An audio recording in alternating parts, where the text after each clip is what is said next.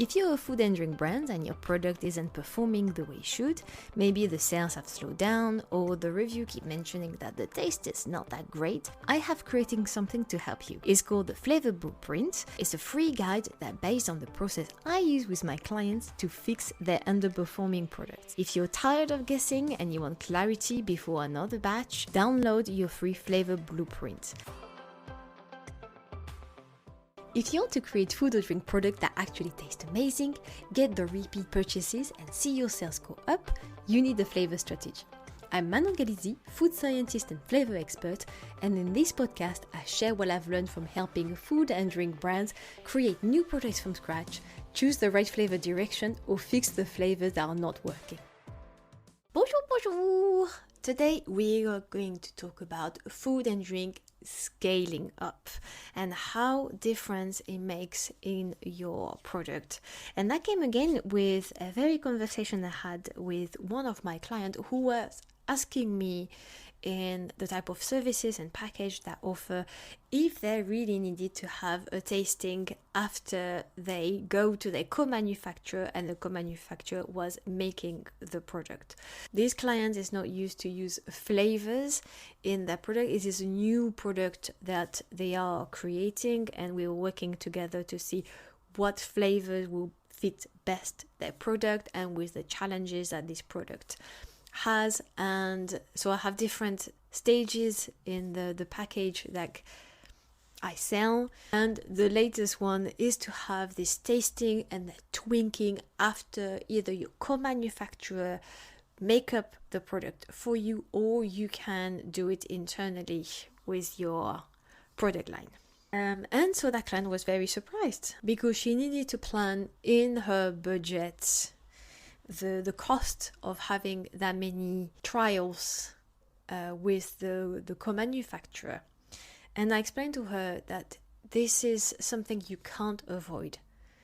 Everything is going to change when you're going to scale up your product, especially if you are going from a lab or a kitchen sample to a very, very big scale up product. It's very hard to predict. If we could predict it with a model or things like that, it would be absolutely wonderful. And I'm sure there are maybe software that can do that. And I'm sure with the power of AI, for example, there are softwares out there that can predict, but you need a lot of data for that first.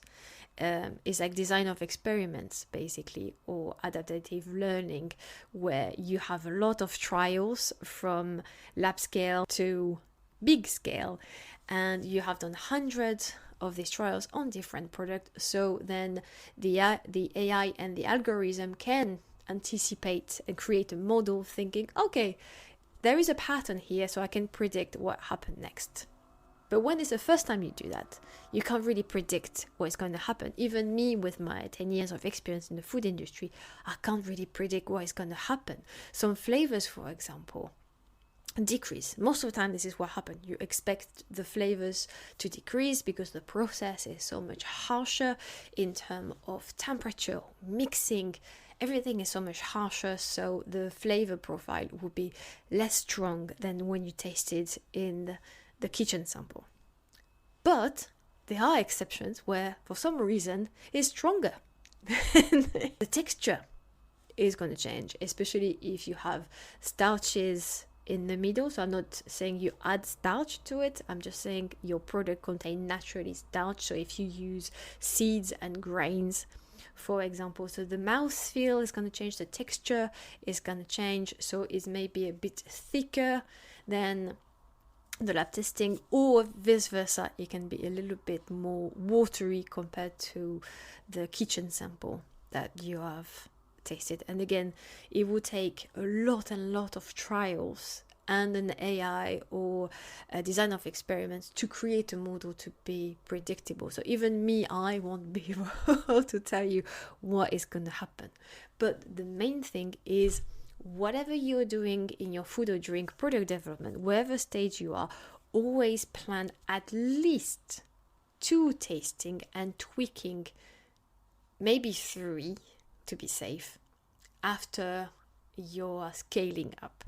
just to be sure, because sometimes it's just a tiny change. Some ingredients are less than 0.1%.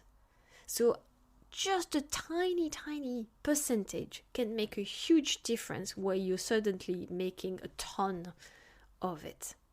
Okay, so you will need to plan at least 2 tasting and tweaking internally or with your co-manufacturer, and compare it to your kitchen sample to be sure everything is perfect.